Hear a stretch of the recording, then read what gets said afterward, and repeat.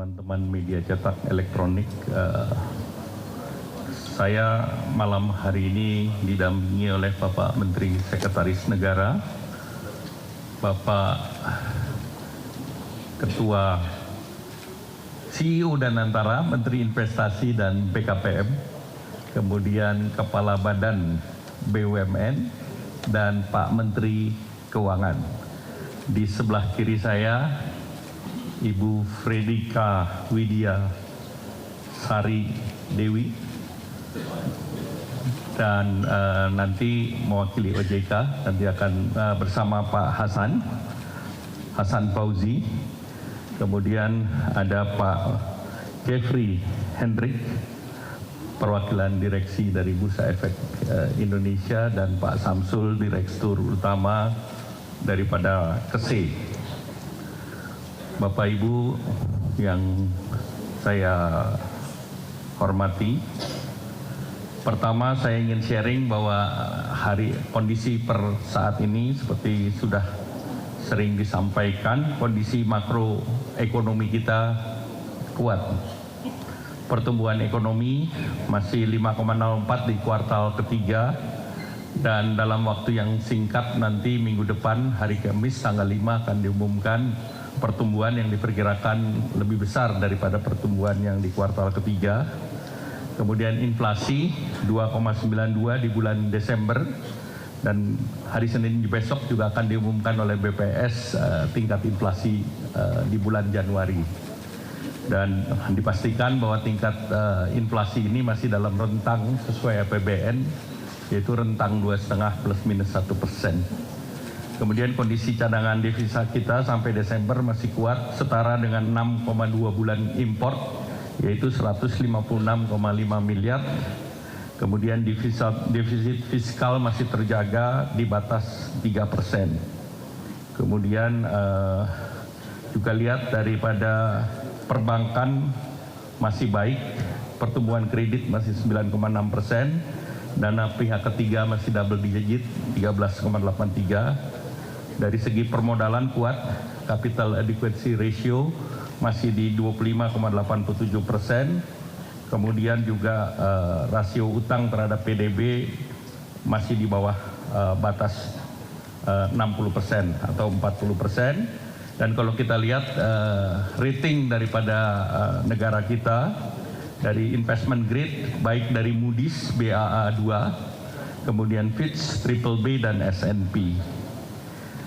Kemudian terkait dengan penataan dan penguatan pasar modal, yang pertama terkait dengan transparansi dan integritas pasar, Bapak Presiden memerintahkan percepatan reformasi integritas pasar, antara lain dengan reform pasar modal secara struktural melalui demutualisasi bursa, dan peningkatan likuiditas melalui kenaikan minimum free float menjadi 15% sesuai dengan standar global.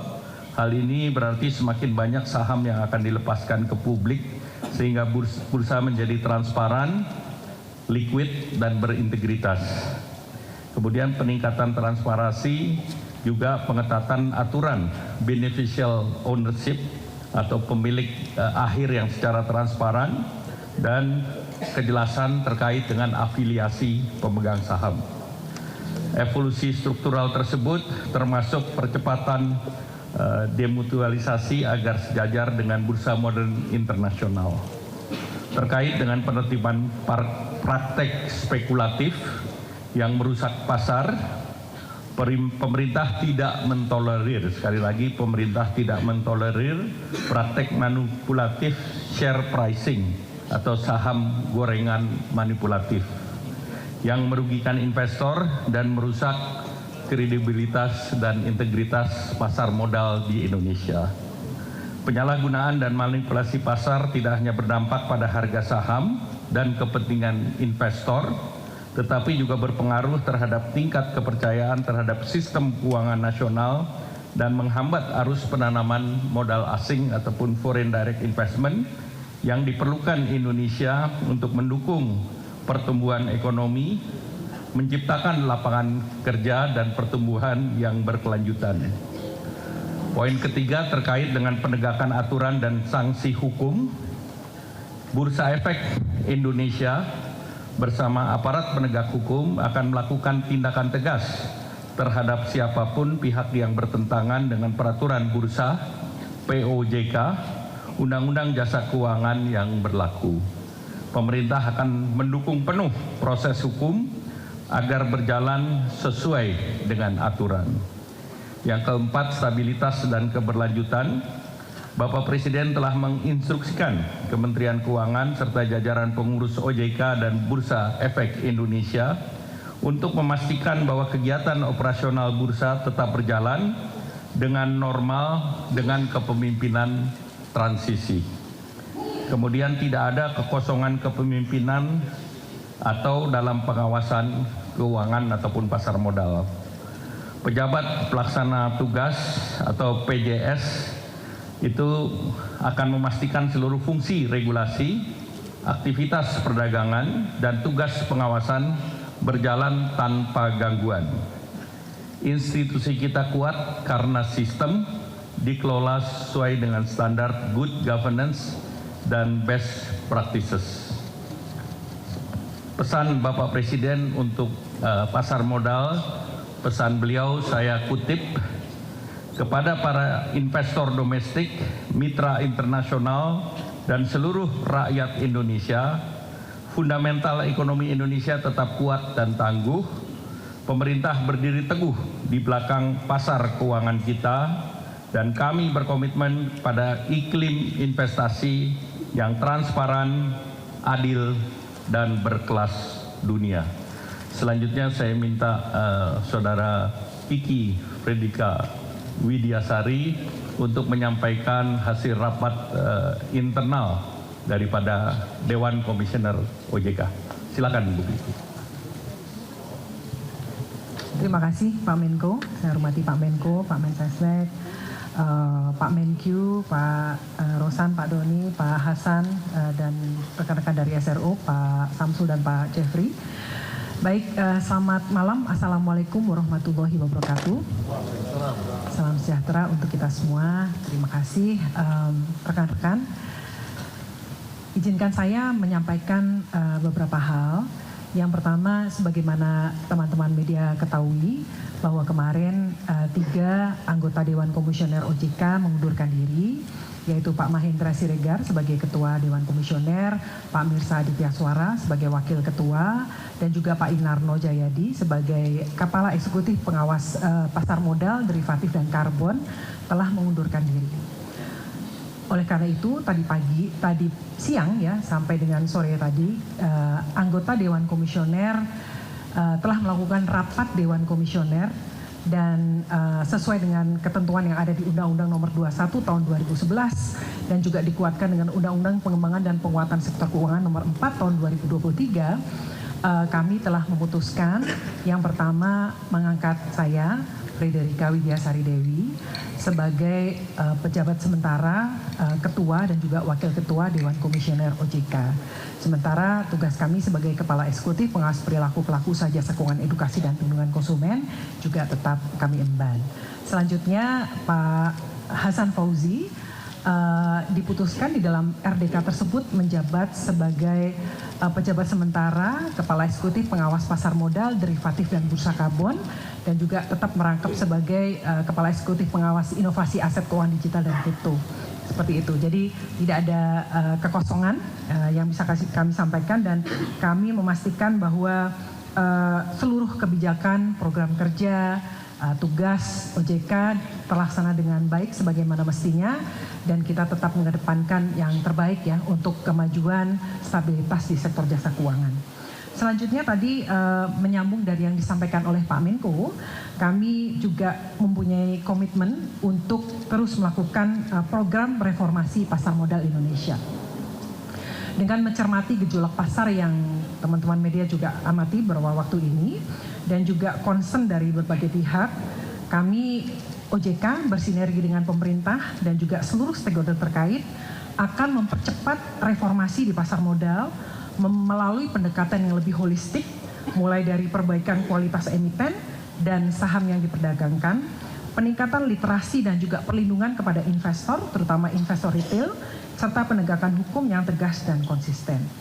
Kami juga akan terus meningkatkan likuiditas dan pendalaman pasar melalui kebijakan peningkatan minimal free float 15%, optimalisasi peran liquidity provider, serta peningkatan peran investor institusional, khususnya asuransi dana pensiun yang dimiliki oleh pemerintah melalui peningkatan batas maksimal investasi di instrumen saham dengan tetap tentu saja memperhatikan prinsip-prinsip kehati-hatian, tata kelola dan governance. Selain itu, aktivitas bank umum juga akan diperluas di pasar modal melalui revisi undang-undang P2SK nanti. Kemudian peningkatan transparansi pemegang saham melalui kewajiban transparansi UBO-nya, Ultimate Beneficial Ownership, affiliated party disclosure, serta penguatan due diligence dan KYC oleh perusahaan efek. Kemudian penguatan pengawasan dan penegakan hukum dengan segera memulai penyelidikan goreng-menggoreng saham atau memanipulasi pasar tadi yang disampaikan oleh Pak Menko secara masif, kemudian set the tone dalam penanganan kasus besar dengan penegakan hukum yang memberikan efek jera, serta penguatan pengawasan market conduct termasuk kepada para influencer. Kemudian penguatan governance dan mengurangi konflik kepentingan, diantaranya melalui demutualisasi bursa yang akan mengubah struktur kelembagaan dan perluasan kepemilikan, serta diikuti reformasi governance proses dan struktur di self-regulatory organization, yaitu di bursa, KEPI, dan KSE. Selanjutnya terakhir, kami juga menyampaikan komitmen OJK untuk terus bersama-sama ya kita memberikan bersama-sama menjaga pertumbuhan ekonomi, meningkatkan pertumbuhan ekonomi dan mendukung program prioritas pemerintah. Beberapa yang bisa kami sampaikan, yang pertama, perbankan terus menyediakan pembiayaan program pembangunan termasuk Koperasi Desa Merah Putih, di mana telah disalurkan pembiayaan sebesar Rp148,6 triliun sampai dengan Desember 2025. Kemudian dalam rangka memberikan kemudahan bagi masyarakat dan pelaku usaha di wilayah bencana, kami telah menetapkan kebijakan pemberian perlakuan khusus atas kredit pembiayaan kepada debitur yang terkena dampak bencana di Aceh, Sumatera Utara, Sumatera Barat, berlaku selama 3 tahun sejak 10 Desember 2025. Kemudian OJK juga terus mendorong penyaluran kredit pembiayaan untuk program MBG, termasuk melalui securities crowdfunding, serta program penjaminan khusus kepada petani UMKM dan pengembangan produk asuransi parametrik. Dapat kami sampaikan bahwa angkanya per Desember 2025 sebesar 1,17 triliun penyaluran kredit sudah disalurkan. Kemudian melengkapi kebijakan relaksasi terhadap pembiayaan sektor perumahan, kami juga terus mendorong bank, perusahaan pembiayaan, perusahaan modal Funtura, BP Tapera, SMF, dan PNM untuk terus memperluas pembiayaan KPR bagi masyarakat berpenghasilan rendah. Dan terakhir, untuk meningkatkan kemudahan akses kredit pembiayaan kepada UMKM yang telah diatur melalui ketentuan OJK yang mengatur skema pembiayaan khusus bagi UMKM dan petani. Kemudian juga terakhir Pak Menko, pengembangan bursa karbon dalam rangka mendukung pengembangan nilai ekonomi karbon serta struk bersama kementerian terkait. Mungkin dari situ kami sampaikan, kami terima kasih, mohon dukungan Bapak Ibu semua, seluruh stakeholder, pemerintah, kita bekerja bersama-sama dan mohon dukungan media juga supaya kami bisa berhasil menjalankan proses reformasi dan juga menjaga stabilitas sistem keuangan dan mendukung pertumbuhan ekonomi. Terima kasih, kami kembalikan kepada Pak Menko. Baik, terima kasih. Selanjutnya perwakilan daripada Direksi Bursa Efek Indonesia. Silakan Pak Jeffrey Hendrik. Baik, terima kasih Pak Menko, Pak Mensesnek, Pak Menkyu, Pak Doni, Pak Rosan, Bu Kiki, Pak Hasan, Pak Samsul, rekan-rekan media yang saya hormati. Seperti yang kita ketahui, per kemarin Direktur Utama Bursa Efek Indonesia mengundurkan diri. Menindaklanjuti itu melalui mekanisme internal di Bursa Efek Indonesia juga sudah dilakukan rapat direksi untuk menunjuk pejabat direktur utama dan sudah disetujui oleh Dewan Komisaris. Untuk itu kami memastikan operasional di Bursa Efek Indonesia akan berjalan secara normal. Demikian juga proses pengambilan keputusan yang akan dilakukan oleh manajemen Bursa Efek Indonesia tidak akan terganggu sama sekali. Kemudian kami juga menegaskan komitmen kami untuk membangun pasar modal Indonesia berkelas dunia, tidak hanya setara dalam hal nilai perdagangan dan kapitalisasi pasar, tetapi juga setara dalam transparansi dan tata kelola.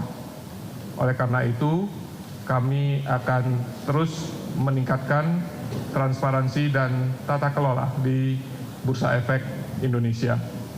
Kami juga mencermati perkembangan terakhir, apa yang diharapkan oleh indeks provider global.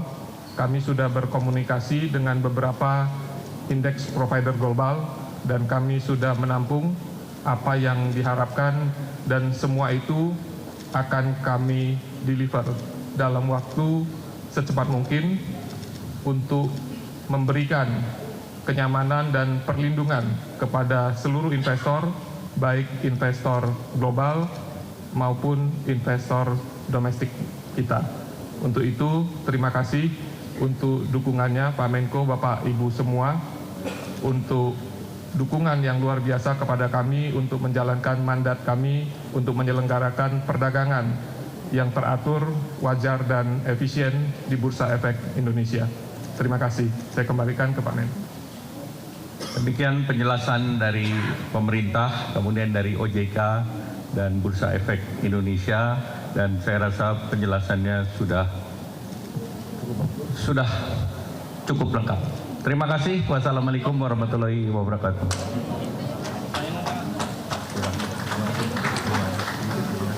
Pak, ada kayaknya Pak.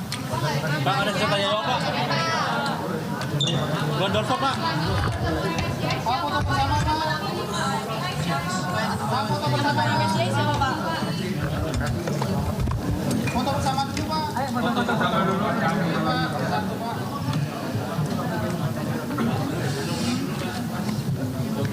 Satu dua pertanyaan nggak ada Pak, Bu? Satu dua pertanyaan Bu? Mic-nya nggak ada, jadi nggak ada.